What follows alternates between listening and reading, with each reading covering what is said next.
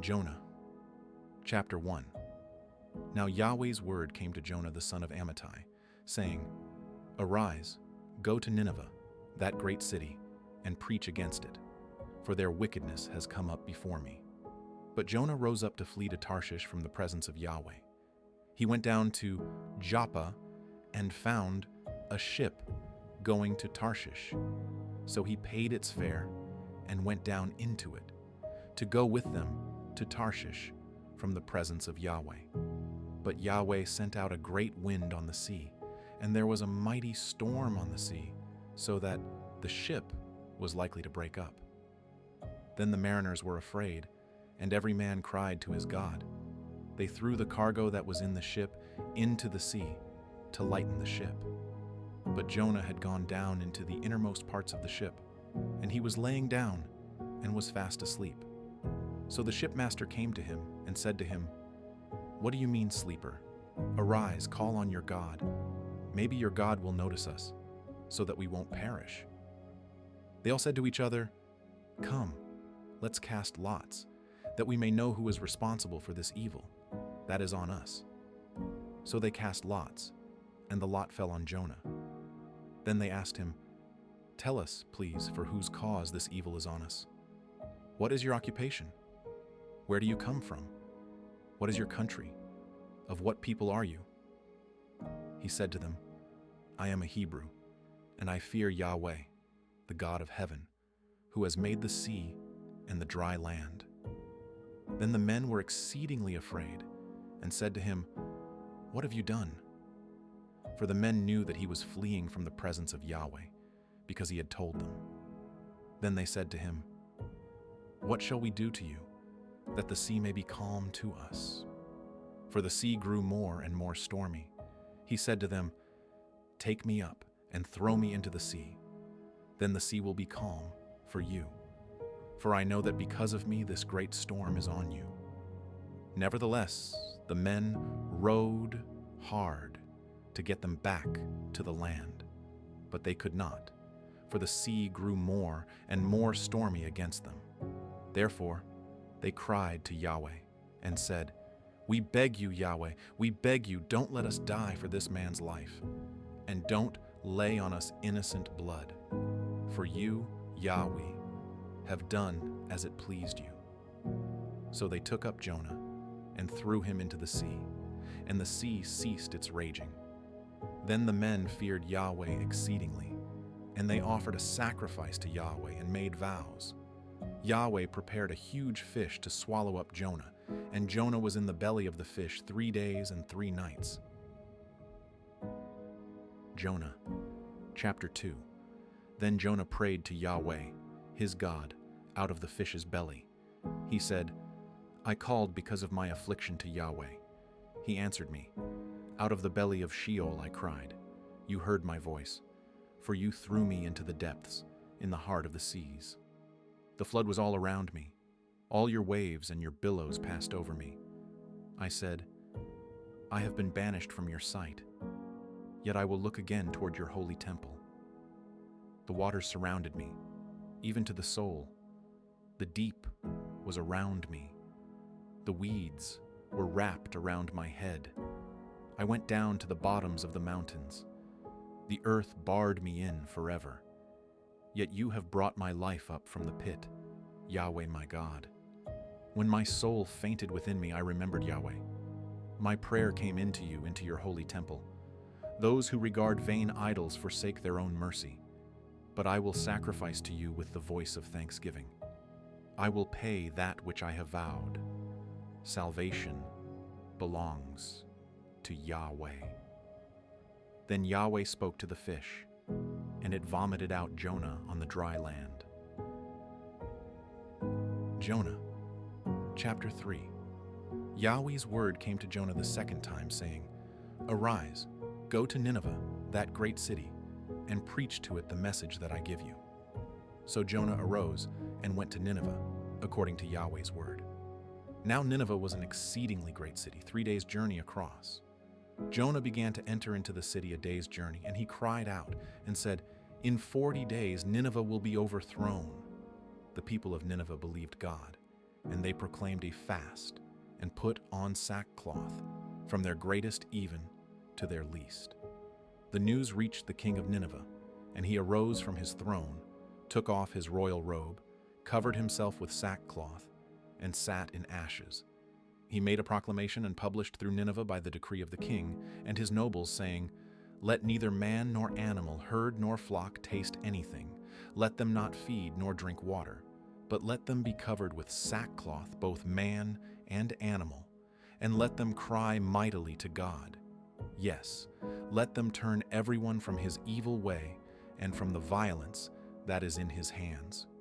Who knows whether God will not turn and relent and turn away from his fierce anger so that we might not perish? God saw their works, that they turned from their evil way. God relented of the disaster which he said he would do to them, and he didn't do it." Jonah Chapter 4. But it displeased Jonah exceedingly, and he was angry. He prayed to Yahweh and said, "Please, Yahweh, wasn't this what I said when I was still in my own country? Therefore I hurried to flee to Tarshish, for I knew that you are a gracious God, and merciful, slow to anger, and abundant in loving kindness, and you relent of doing harm. Therefore now, Yahweh, take, I beg you, my life from me, for it is better for me to die than to live." Yahweh said, "Is it right for you to be angry?" Then Jonah went out of the city and sat on the east side of the city, and there made himself a booth, and sat under it in the shade, until he might see what would become of the city. Yahweh God prepared a vine, and made it to come up over Jonah, that it might be a shade over his head to deliver him from his discomfort. So Jonah was exceedingly glad because of the vine. But God prepared a worm at dawn the next day, and it chewed on the vine, so that it withered. When the sun arose, God prepared a sultry east wind, and the sun beat on Jonah's head, so that he was faint, and requested for himself that he might die. He said, "It is better for me to die than to live." God said to Jonah, "Is it right for you to be angry about the vine?" He said, "I am right to be angry, even to death." Yahweh said, "You have been concerned for the vine, for which you have not labored, neither made it grow, which came up in a night and perished in a night. Shouldn't I be concerned for Nineveh, that great city in which are more than 120,000 persons who can't discern between their right hand and their left hand, and also many animals?"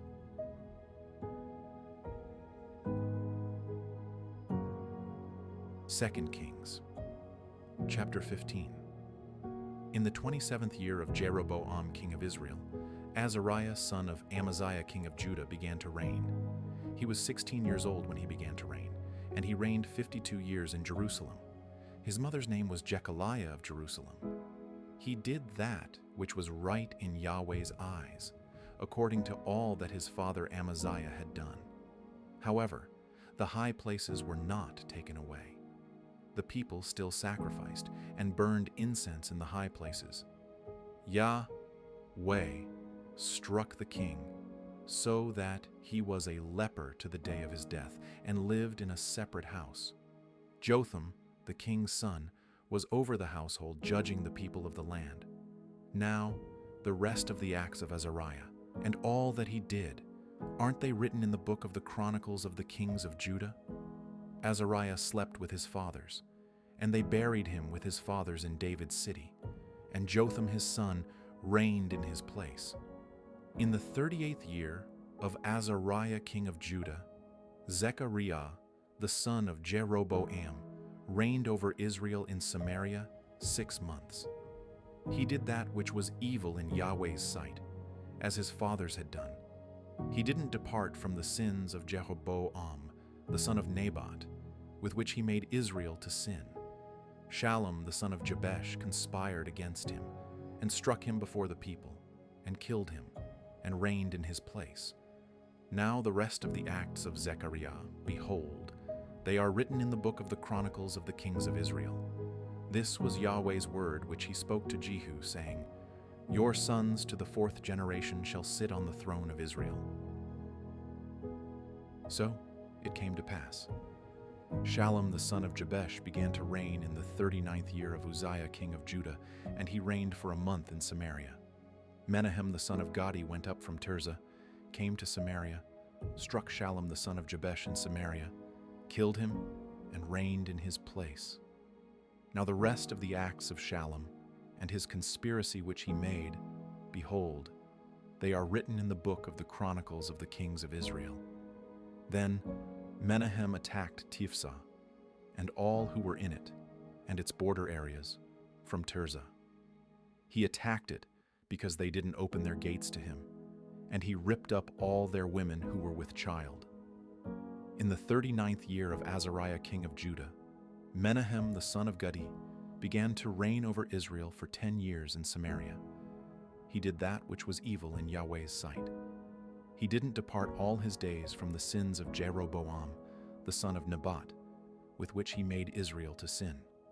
Pul the king of Assyria came against the land, and Menahem gave Pul 1,000 talents of silver, that his hand might be with him, to confirm the kingdom in his hand. Menahem exacted the money from Israel, even from all the mighty men of wealth, from each man 50 shekels of silver, to give to the king of Assyria. So the king of Assyria turned back, and didn't stay there in the land. Now the rest of the acts of Menahem, and all that he did, aren't they written in the book of the Chronicles of the kings of Israel? Menahem slept with his fathers, and Pekahiah his son reigned in his place. In the 50th year of Azariah king of Judah, Pekahiah the son of Menahem began to reign over Israel in Samaria for 2 years. He did that which was evil in Yahweh's sight. He didn't depart from the sins of Jeroboam the son of Nebat, with which he made Israel to sin. Pekah the son of Remaliah, his captain, conspired against him and attacked him in Samaria, in the fortress of the king's house, with Argob and Ariah, and with him were 50 men of the Gileadites. He killed him and reigned in his place. Now the rest of the acts of Pekahiah and all that he did, behold, they are written in the book of the Chronicles of the kings of Israel. In the 52nd year of Azariah king of Judah, Pekah the son of Remaliah began to reign over Israel in Samaria for 20 years. He did that which was evil in Yahweh's sight. He didn't depart from the sins of Jeroboam the son of Nebat, with which he made Israel to sin. In the days of Pekah king of Israel, Tiglath-Pileser, king of Assyria, came and took Ijon, Abel-Beth-Maachah, Janoah, Kadesh, Haz, and Galilee, all the land of Naphtali, and he carried them captive to Assyria. Hoshea the son of Elah made a conspiracy against Pekah the son of Remaliah, attacked him, killed him, and reigned in his place in the 20th year of Jotham the son of Uzziah. Now the rest of the acts of Pekah and all that he did, behold, they are written in the book of the Chronicles of the kings of Israel. In the 2nd year of Pekah, the son of Remaliah king of Israel, Jotham the son of Uzziah king of Judah began to reign.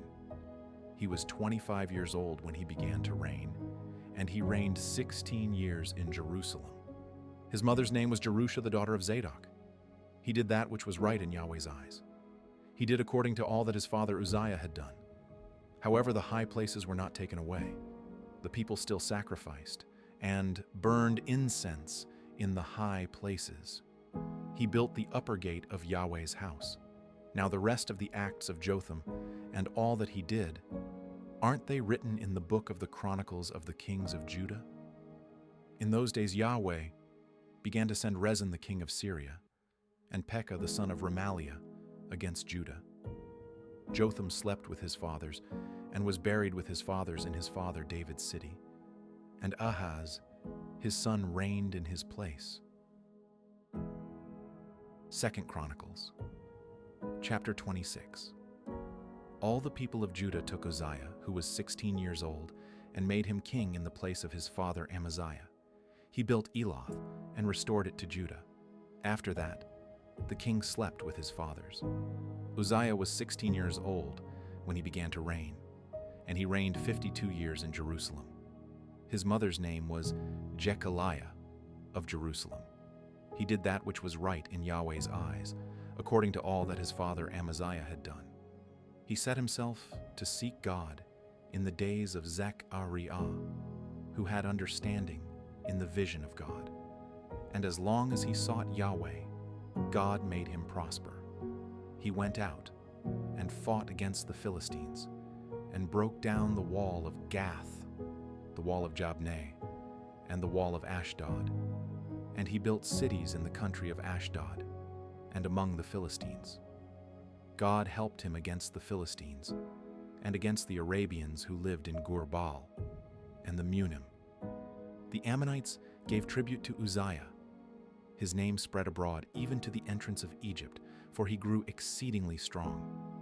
Moreover, Uzziah built towers in Jerusalem at the corner gate, at the valley gate, and at the turning of the wall, and fortified them. He built towers in the wilderness, and dug out many cisterns, for he had much livestock, both in the lowlands and in the plains. He had farmers and vineyard keepers in the mountains and in the fruitful fields, for he loved farming. Moreover, Uzziah had an army of fighting men who went out to war by bands, according to the number of their reckoning made by Jael the scribe, and Messiah the officer, under the hand of Hananiah, one of the king's captains. The whole number of the heads of fathers' households, even the mighty men of Val. Under their hand was an army, 307,500, who made war with mighty power to help the king against the enemy. Uzziah prepared for them, even for all the army, shields, spears, helmets, coats of mail, bows, and stones for slinging. In Jerusalem, he made devices invented by skillful men to be on the towers and on the battlements, with which to shoot arrows and great stones. His name spread far abroad, because he was marvelously helped until he was strong. But when he was strong, his heart was lifted up, so that he did corruptly. And he trespassed against Yahweh his God, for he went into Yahweh's temple to burn incense on the altar of incense. Azariah the priest went in after him, and with him 80 priests of Yahweh, who were valiant men. They resisted Uzziah the king and said to him, "It isn't for you, Uzziah, to burn incense to Yahweh, but for the priests, the sons of Aaron, who are consecrated to burn incense. Go out of the sanctuary, for you have trespassed. It will not be for your honor from Yahweh God." Then Uzziah was angry. He had a censer in his hand to burn incense, and while he was angry with the priests, the leprosy broke out on his forehead before the priests in Yahweh's house, beside the altar of incense.